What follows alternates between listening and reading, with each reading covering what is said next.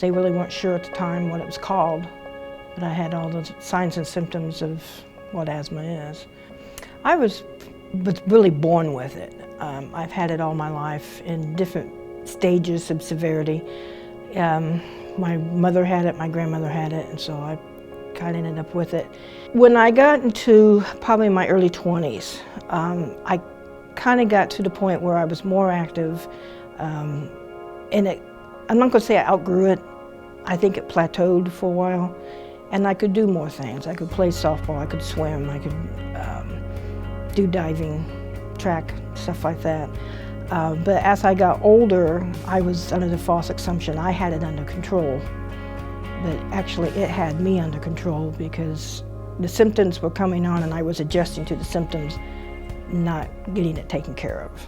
I could not go to any of my grandkids' ball games, soccer games, band practices, any of those kind of things because I couldn't be outside.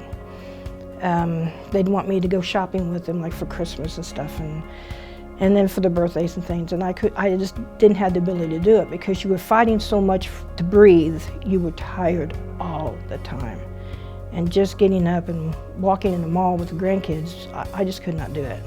In 2010, I was exposed to some Freon here at work, which put me into the hospital for a week, and I was at that point I was at the end of all of the medication I could be on for asthma. I was at the highest doses.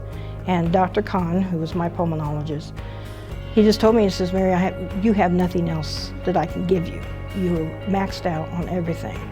He suggested that I do the bronchial thermoplasty, and we talked about it, and I just knew that was the only thing I had left to go so that I could spend time with my grandchildren and watch them grow and graduate from high school and college and grow up. The bronchial thermoplasty is 3 procedures. They are 3 weeks apart. And then he would put a tube down my throat, and at the end of that tube was a little probe that he could push forward, and what it would do was burn off the lining of my lungs that were very thick.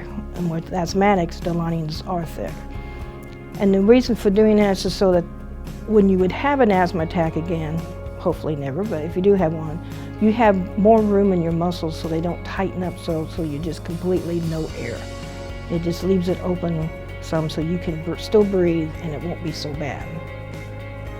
After the first procedure that I had done, I coughed so much that my back, my ribs, my head hurt because you cough so much. And you know, you're invading the lungs, so you've got to figure out you're going to have some problems with it.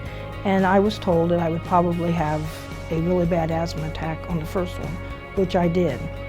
Now when the second one came along, it was a lot better. I did cough some, but nothing like I did on the first one. I did not have the wheeze, I did not have the shortness of breath, but I did have coughing when I did a lot of exertion. But that slowly went away. When the third one came around, like I said, I had just a little bit of a sore throat that one day just for a couple hours, and it went away. But I did not have any of the coughing with the third one. It was much, much better. Now that I'm post the procedures, I have more energy. I'm able to go out with my friends. I actually took my eldest granddaughter, who's 16, out to get her homecoming dress. I actually walked through the mall with her. I only sat down once because she's more energetic than I am. But I could actually do it. I could actually go in there and watch her try on dresses, and now we have this memory that she'll have.